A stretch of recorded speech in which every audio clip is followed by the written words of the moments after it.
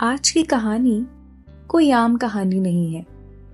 कहानी है सावित्री और सत्यवान की, जो प्रेम, तपस्या और श्रद्धा की मिसाल बन गए। माद्री देश के राजा अश्वपति के घर एक सुंदर और ज्ञानी कन्या का जन्म हुआ, जिसका नाम था सावित्री।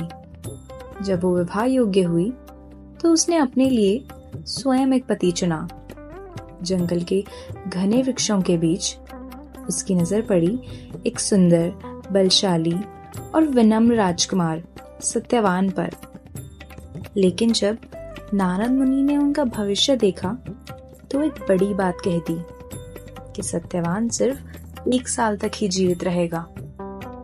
सावित्री ने ये शब्द सुने और उसका प्रेम इतना गहरा था कि उसने मन ही मन संकल्प कर लिया, पति रूप में वे केवल सत्यवान को ही चुनेंगी, चाहे भाग्य जो भी हो। शादी के बाद सावित्री ने अपने ससुराल में एक साधारण जीवन बिताया।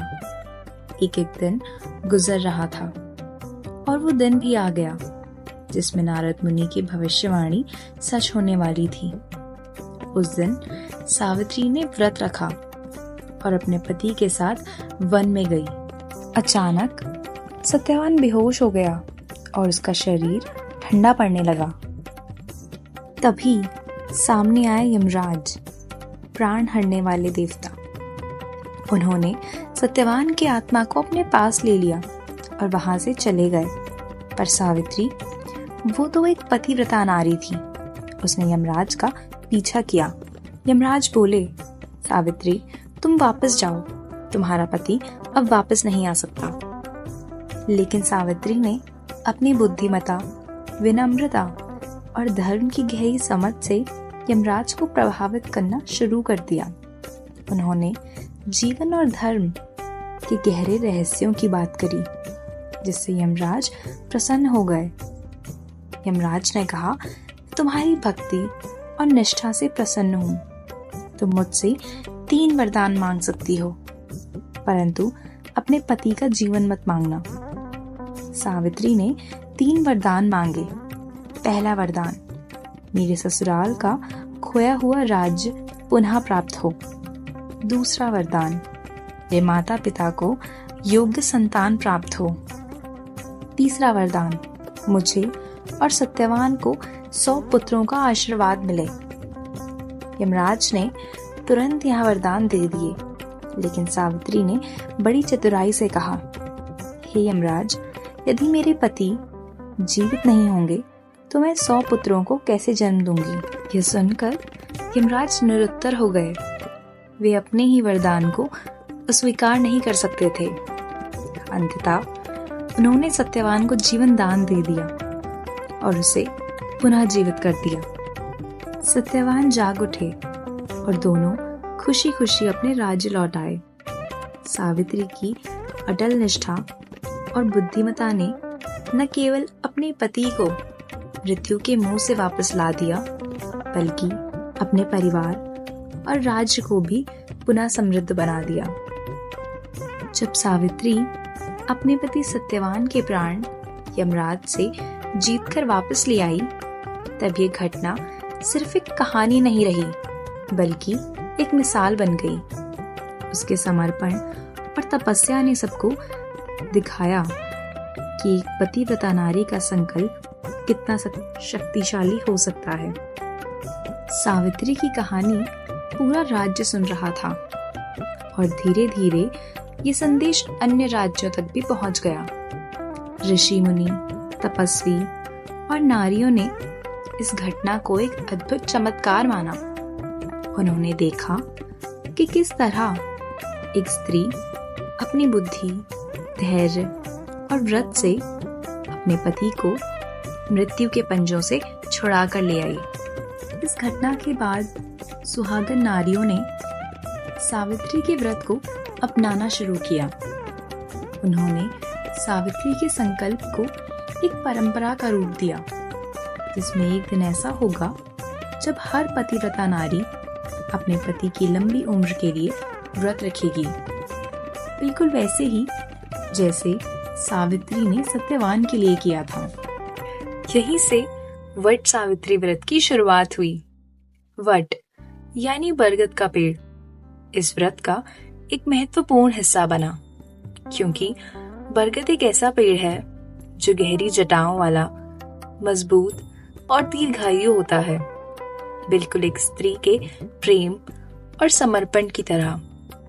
बरगद की तरह ही एक पतिव्रता स्त्री भी अपने पति और परिवार की रक्षा के लिए सब कुछ करने को तैयार होती है। तभी से हर साल ज्येष्ठ मास की अमावस्या को ये व्रत रखा जाने लगा, जिसमें सुहागन औरतें अपने पति की लंबी उम्र के लिए निर्जला व्रत रखती हैं, बरगद के पेड़ की पूजा करती हैं, सावित्री की कहानी को स्मरण करती हैं। ये सिर्फ एक व्रत नहीं, एक पत्नी के प्रेम, तपस्या और श्रद्धा का प्रतीक है, जो सावित्री की कहानी से शुरू हुआ और आज भी हर सुहागन नारी के सुहाग की रक्षा का संकल्प है। जब सावित्री ने सत्यवान के प्राण वापस जीते, तब ये सिर्फ एक कहानी नहीं थी, ये मनुष्य की इच्छा शक्ति की ताकत थी। सावित्री को पहले से ही पता था कि सत्यवान अल्पायु है, उसकी मौत तय है, लेकिन उसने इस सच को स्वीकार करने से इनकार कर दिया। उसने सिर्फ एक ही बात सोची, मुझे अपने पति के साथ अपना जीवन जीना है और मैं इसे बदल सकती हूँ। उसका यह संकल्प था जो उसके साथ हरदम था, इतना गहरा था कि उसने अपनी पूरी ताकत उसी पर लगा दी। उसका संकल्प पहले से ही स्पष्ट था, सत्यवान को जीवन वापस दिलाना है, और कर्म भी वैसा ही किया। व्रत रखा, तपस्या की और अपने संकल्प से यमराज को भी प्रसन्न कर दिया। आपको याद होगा, हमने बात की थी मैनिफेस्टेशन की, उसके 3 उदाहरणों की। 2 के बारे में हम बात कर चुके थे, अब बारी थी सावित्री और सत्यवान की कहानी की। अगर देखा जाए तो सावित्री की कहानी मैनिफेस्टेशन का एक सबसे शक्तिशाली उदाहरण है। संकल्प और भक्ति की सब सावित्री की कहानी में दिखता है। सावित्री ने अपनी स्पष्टता, अपने कर्म और अपने भरोसे से ये दिखा दिया कि आखिर में जो उसने सोचा वो सच हो गया। जो वो चाहती थी उसने वो पा लिया। ये मैनिफेस्टेशन सीरीज का आखिरी उदाहरण था और सबसे ताकतवर भी।